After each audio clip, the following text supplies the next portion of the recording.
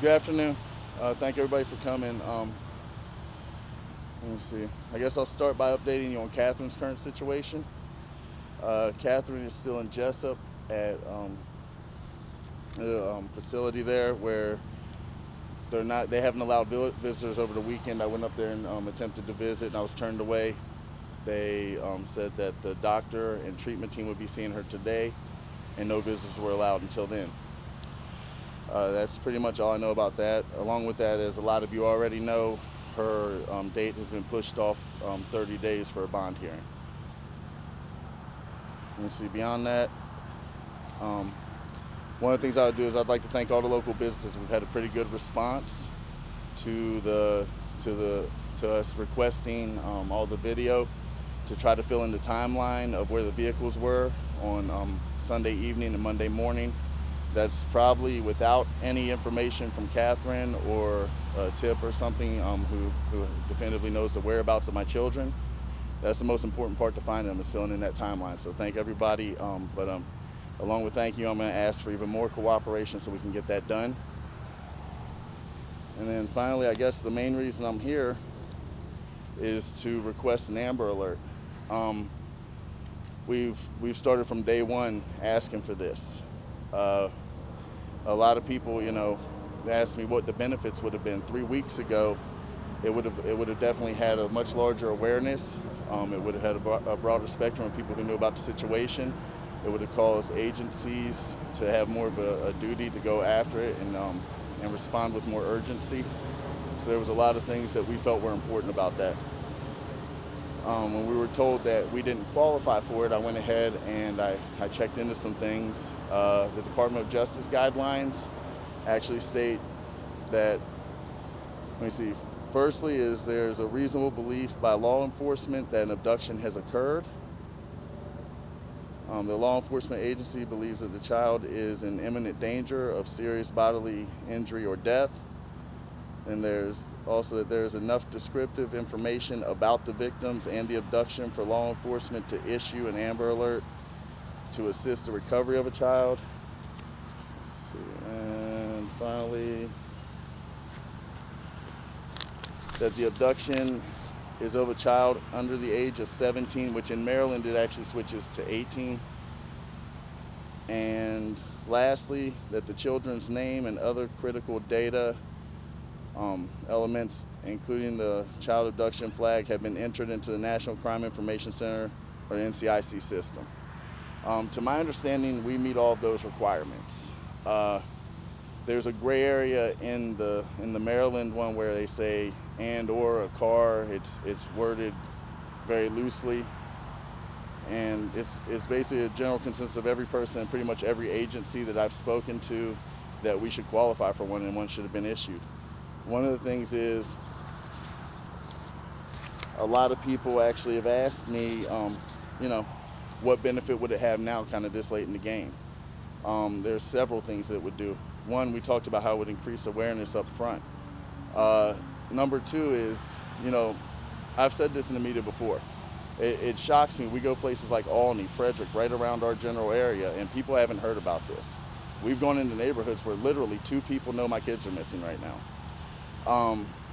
So for me, I know I'm one of those guys. It sounds shocking, but I'm one of those guys. I don't watch a lot of news at home. If I wasn't in the middle of this, I may not know about it. But I do have a smartphone, and if I were to ask you, how many people you know with smartphones, probably everyone you associate with has a smartphone. Well, when you issue an Amber Alert, every single one of those phones is going to get that. And I don't know about you, but most people who I associate with and who I would hang out with, if they see 2 toddlers are missing, they're not going to just put the phone down and say, oh, that's nice, too bad for them. They're going to look it up. They're going to try to do something about it. They're going to look into it. It would spread awareness nationwide as well as locally. Another thing is it would make it much harder to move the children this late in the game, or even, and obviously earlier on. If they're saying that there's no license plate to put down, there's no vehicle. Well, one of the things I'll tell you is this. I drove down 270, and for days now I've seen a black screen above my head whenever I drive under the electric board. How's it going to hurt to put my children's name on that board with their ages and that they're missing? I can't see any reason why it wouldn't help to have that kind of awareness out there. it would make people look into it once again. Maybe they go online, maybe they see their faces, maybe that's the person who recognizes them and gets them home to me. You also have, you know, the fact that there is no car actually concerns me even more about the Amber Alert, because if you don't have a car, if you don't have access to renting a car, well, how are you going to get kids out of town? You can't jump on a plane with the security the way it is. You're going to take the Amtrak, the bus. My mother took a bus from Cumberland, Maryland last weekend. I told a few of you this story already. She bought her ticket online. She didn't have to show an ID when she got on. And when she talked to people there who worked for the Amtrak, to a person, they said they had no idea about this, and the only way they would know is through an Amber Alert. So I can cite many things of how it would help my kids. What I can tell you is this. The police have, you know, they've searched 60 acres, to my knowledge, of woods and parklands looking for corpses. They haven't found one yet. I know Catherine's not going that far into the woods with anything. And what I can tell you is this. If they were out there, they would have found them by now. So all that does is reaffirm my belief. I think it's time that we all now take the same assumption that we've all operated from the beginning and go find my kids. And the first step in that is going to be to issue an Amber Alert. If there's a gray area, I mean, there's been gray areas previously. The Rudd case in D.C. right down the street, if you're looking for a precedent, both cars were found at the Red Roof Inn in Oxon Hill. The police had both cars in their possession, but still reissued the Amber Alert to try to find a young lady, and they should have. That was done right. So there's people who can override this. There's people who can make their way through the gray areas. What I would ask is if the state police can't, if the county police can't, and understand I'm not here to bash them. I appreciate all the work they're doing. I know those detectives are vested emotionally and they're working their butts off for us. So thank you guys for that. But if there's not people here who can work through that gray area, then I'm going to request that Governor O'Malley do it. I'm going to ask him to do it for me. We need someone to step in, intercede, and get this done so that we can get closer to finding my children and bringing them home. If there's any questions from you, I'll be happy to take them. Have you made any attempt to talk to Catherine since this happened? And if so, what have you heard? You mean since the weekend whenever I went up to try to visit her? Or? Right. Have you written her, tried to call her? Have you had any communication? There was, I was given a phone number at one point. I called it and there was no answer. I don't know if they give them to them in their room there or not. I'm not sure how that works. But no communication? No, none since the first time I spoke with her after she was caught. How are you with each passing day? How are you feeling? I'm feeling, other than the fact that with each passing day I miss my kids more and more, and it gets a little bit harder to answer my older son's questions of, you know, when are we going to bring home the babies. Other than that, I feel the exact same. My kids are out there and I'm going to go get them. For the Amber Alert qualification, the state police say that there has to be an imminent threat of harm. Did you feel your children were in danger when Catherine had them before this started? I would say through her decision-making process, yes. Like I said, through past experiences, I've seen her a lot worse than what she was when I saw her at the police station. She's never shown signs then of purposely hurting them. But when you have someone who is paranoid schizophrenic being the sole decision maker in a child's life, I would ask you, do you think that would be a dangerous situation? Is there any other questions? So what's your plea? My plea is simple. If you're a business owner in Montgomery County, please check the videos. Please help us fill in that timeline. If you're not, when we're out there, you know, on weekends, and we had a turnout again this weekend. Every weekend until I bring my kids home, we're going to be searching. We're going to be passing out flyers until we find them. Get out to Seneca Valley on weekends. You know, 8:30 in the morning we start. Get in touch with us otherwise, either at the Chick-fil-A parking lot or give us a call if you need flyers. You know, the community support has been incredible. I wouldn't trade it for the world. And then, you know, my main plea is simply get the Amber Alert out there. Someone please intercede and get that done. If for some reason it becomes this huge mess that no one can handle and no one can do, then there's other national alerts. There's other systems to do it. Get my kids out there so people know to watch out for them and be vigilant. The more ears and eyes that we have on the streets and looking around at the roads and everything, the more likely we are to get the tips and information that bring them home. If O'Malley does not grant the Amber Alert, what's your plan B? My plan B, well, part of it would be obviously doing exactly what we're doing now, following up on every tip we can and trying to get the businesses to look into it, fill in the timeline, and do everything we can to find them ourselves. I would also make a request, and I don't know how far it could go, to every single phone company that has control over towers that may have the power to send something out for me. I would talk to NOAA, see if they could do it through the weather system. There's other ways to get it out. Heck, they can do it from the governor's, with the governor's permission, they can do it and not even call it an Amber Alert, but get it out there. Do you feel like police are doing enough to help you? If you're talking about investigation-wise, like I said, I appreciate all the hard work they're doing. Those guys are emotionally invested. I see them on a day-to-day basis doing everything they can, and I'm definitely not here to bash any police officers, any detectives who are helping out. Not Chief Frank, not any of them. I believe they're doing their job by looking into everything, starting with the highest probability through statistics.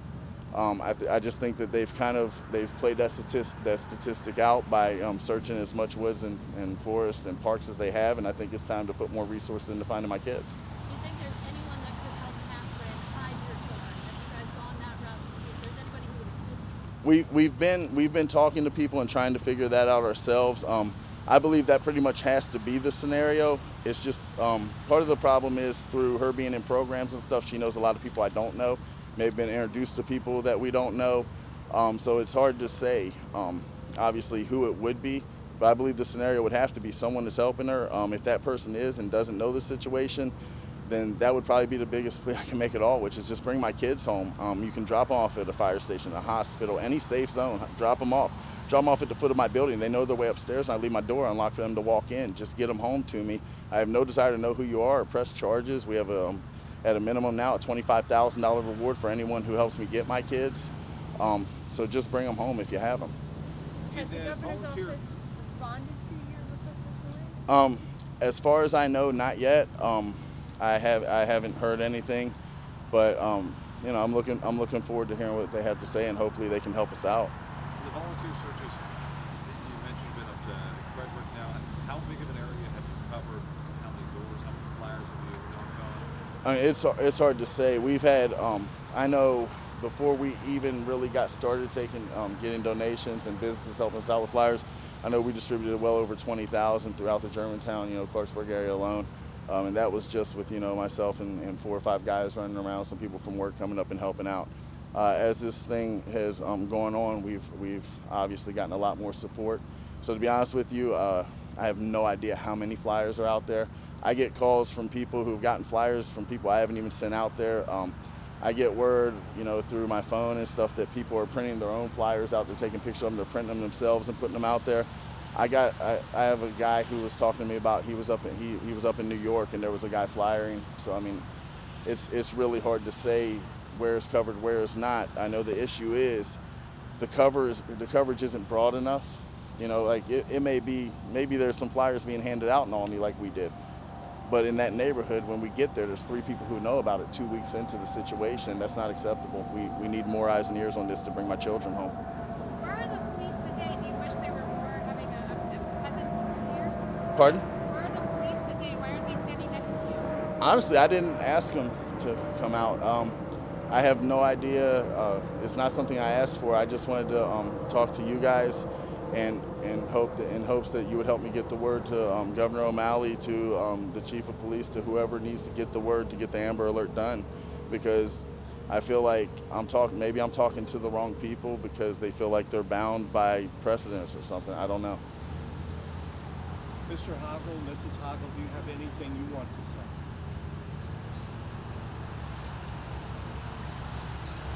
My name is Lindsay Hoggle, and I'm Catherine's mom, and thank you all for coming out. This has been, as you can tell, a very difficult situation.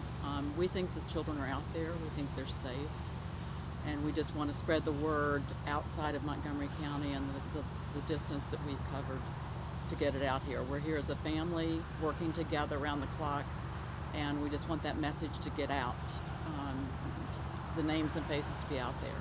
So thank you. Do either of you guys have any hope that at some point Catherine will have some sort of turnaround, change of heart, and tell you what happened, where the kids are? There's always a hope for that. It's not something that I'm willing to count on. I'm not going to, not search because she's where she is now and assume that that's going to happen. I'm going to take the assumption that we're going to have to do it on our own, and then if she does it, that obviously that would make things a lot quicker, it'd expedite everything and bring the kids home sooner. Yes, we're still raising money for the reward for the search. You know, it's not cheap printing out thousands of flyers and putting gas in people's cars. You know, I have people literally who were in the middle of job hunts and said, "I'll complete my job hunt when I'm done helping you find your kids." So I mean, you know, the community is supporting us, and I'm not going to have people going broke because of it. So you know, whether it's my pockets, whether it's donations, they're going to be taken care of. Mrs. Hoggle, you talked to your daughter? I have not. Did they not allow you to, or? I have called the number to talk to her. I have not been able to get in to see her yet, and so we'll be working on that this week. Do you think if you can have a face-to-face? Well, I guess Troy and I think a lot alike on this. That's not what we're depending on. Certainly, that's our plea, is that that we find out some details from her, but we're not depending on that right now. As her mother, does this behavior kind of fit in line as any other type of pattern that you've seen from her?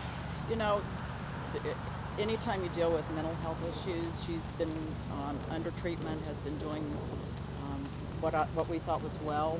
Absolutely adores and loves these children, and so obviously there's some thinking here, a thinking pattern that doesn't make sense. Okay, and back to the award fundraising questions.